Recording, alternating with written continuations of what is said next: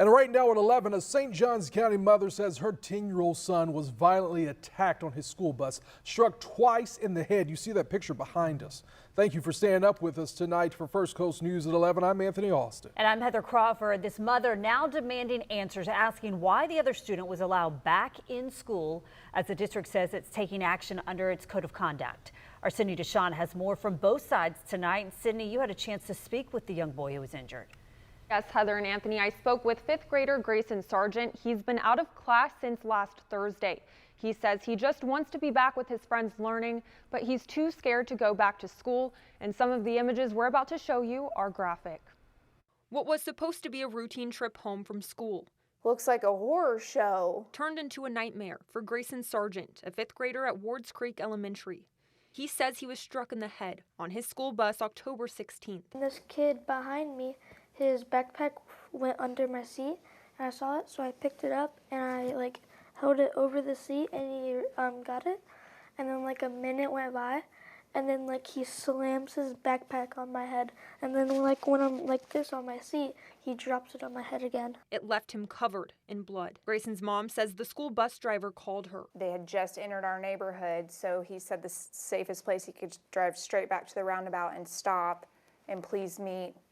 This is an emergency and I need to come get Gray. Something bad has happened. She was in panic the moment she saw her son. Every thought goes through your mind when your child is covered in blood. She raced him to the emergency room. My son stays home.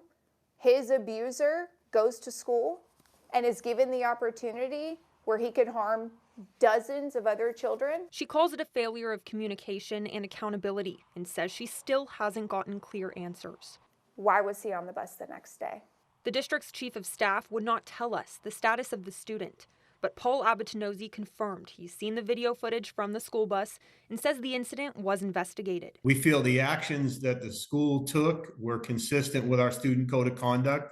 When we asked if the student will stay in class or ride the same bus, this is what he had to say. I can't go into a bus assignment. There are some disciplinary actions that are going into place right now that will impact riding on the bus, and then we'll look at some long-term strategies. Grayson's mom disagrees with how the district is handling this.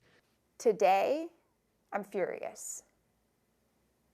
If I don't have communication by tomorrow, informing me that the child who viciously assaulted my child unprovoked has been removed from our elementary school, I will be retaining counsel. She says all she wants is her son safely back in school, but until she knows the other child will not be there, she does not plan to send him back. I'm just a mom. I'm just advocating for the safety of my child.